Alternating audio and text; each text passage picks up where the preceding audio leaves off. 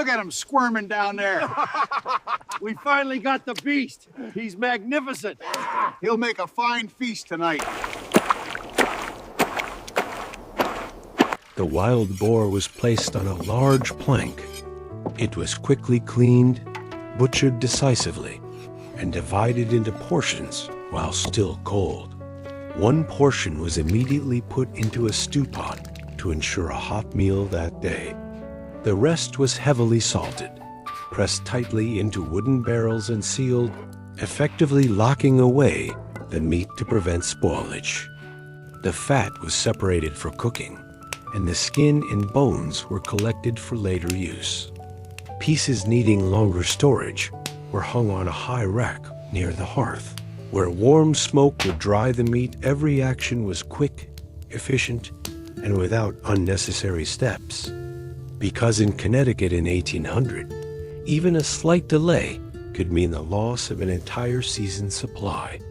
Before sunrise, the rough wooden houses were in operation. There was no electricity, no running water. Everything started with a fire. People usually kept the embers from the night before, covered with ash to keep them smoldering. In the morning, they scraped away the ash, added kindling, dry bark, and small branches, then added larger pieces of wood. When the fire crackled, the house showed signs of life. The wooden floor was less chilly. Warmth began to cling to the walls, and the day's work could truly begin. At that moment, an important task occurred: fetching water. Water wasn't inside the house. It came from the well, the stream, or the cold space outside. People carried wooden buckets, pulling the buckets up with rough ropes, sometimes having to tap thin ice if it was freezing. A bucket of water wasn't just for drinking. It was for cooking, washing, making weak tea, and sometimes for rinsing a small wound. In Connecticut, breakfast was usually unpretentious. People ate things that were quick, filling, and easy to make. Corn porridge, toasted cornbread, coarse bread, sometimes with warm milk, a little lard, or a thin slice of bacon. But breakfast didn't appear naturally.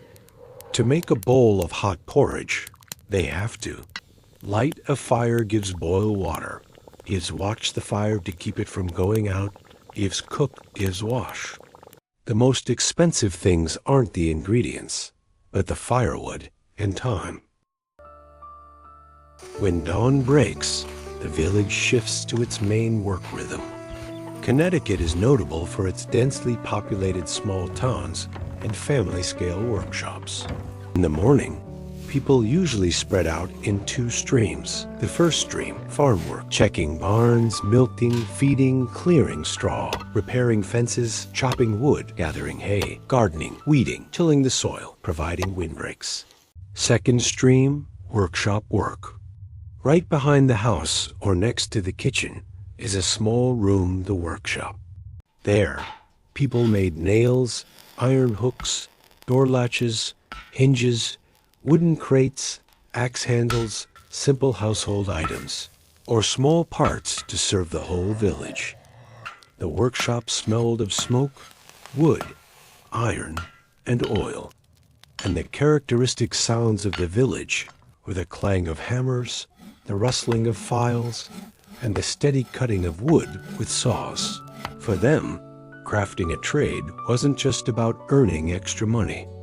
Often, it was a way to obtain things they couldn't make themselves: salt, lamp oil, needles and thread, good quality fabric, or a little rare sugar. A coat hook, a door latch seemingly small, could be exchanged for essential goods. To make a product, the first step was to prepare the materials. Iron was cut into hand-sized pieces. Charcoal, or wood charcoal, was lit in a small stove. Tools were neatly arranged: hammers, pliers, anvils, files, hand drills, awls. Heating. Iron is heated until it changes color from black to red, then reddish-orange. People learn by eye. Enough heating makes it bendable. Too much heating burns the iron. Too little heating causes it to crack when hammered. Shaping. Hooks are bent, pins are elongated and flattened to the desired size. Each hammer blow is not just about force, but about control. Making holes grouts. If holes for nails or fasteners are needed, they use a hand drill while the iron is still hot or cool, depending on the technique. Cooling, tempering, adjusting. The iron may be dipped in water to fix the hardness, depending on the item. Then they adjust the shape. Those that are too curved are straightened. Those that are misaligned are filed. Grinding and finishing. The iron is filed smooth, removing burrs. Sometimes a thin layer of anti-rust oil is applied. Most importantly, it is tested for assembly. They use a sample piece of wood, inserting and removing it several times. If it gets stuck, they grind it further. If it is loose, they adjust the size. Handicrafts in Connecticut at that time weren't decorative. They had to withstand wind, cold, and thousands of opening and closing cycles. Therefore, people valued making things sturdy more than making them quickly. Throughout the day, fire remained central. They drink water from clean earthenware or wooden containers. Tea may be weak or herbal infusions, but water is usually the main ingredient. Lunch is simple and often utilizes leftovers. Rough bread plus cheese or cured meat, reheated bean soup, potatoes, corn, pickled vegetables. Because cooking consumes a lot of firewood, they rarely cook entirely fresh for each meal. A pot of beans can be eaten several times. A batch of cornbread baked in the morning can last until the afternoon. In families, women and the elderly usually manage the reserves. Jars of pickled vegetables, dried beans, dried apples, cured meat in barrels. This is the bank of winter. Families that stock up well have fewer worries during the cold season. The afternoon is when the village experiences social activity. Horse-drawn carts pass along the dirt road. People stop to inquire about goods, exchange news, and trade. In a small community, trade relies heavily on promises and reputation. Many handcrafted items are bundled together. Nails by the handful, pegs by the pair, hooks by the dozen. They keep track by notebook or memory. How much each household needs, what each household lacks.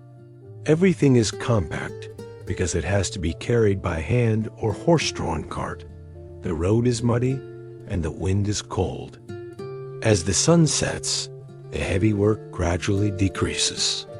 Dinner is usually cooked in the dim light to save lamp oil. Stewed beans, baked potatoes, corn cakes, salted meat or dried fish if available, pickled vegetables to cut the saltiness. People eat around a wooden table, tired but content.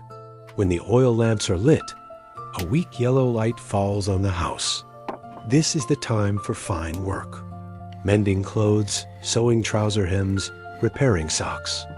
Sharpening knives, repairing axe handles, adjusting tools. Tying bundles of handicrafts for tomorrow. Arranging firewood, keeping kindling ready next to the stove. Before going to sleep, they perform a small but vital ritual, keeping the embers burning.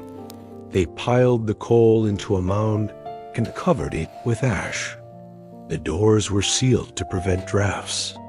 Water was placed where it wouldn't freeze if it was cold. Tools were put in their proper places. Only when everything is in place do people lie down to fall asleep. Outside, the village is pitch black. No streetlights. Only a few windows glow like embers. And in that darkness, Connecticut 1800 appears exactly as it was. A place where each day is built on small tasks. And each small task passes through skilled hands in exchange for a hot meal, a draft-free door, and a warm night's sleep.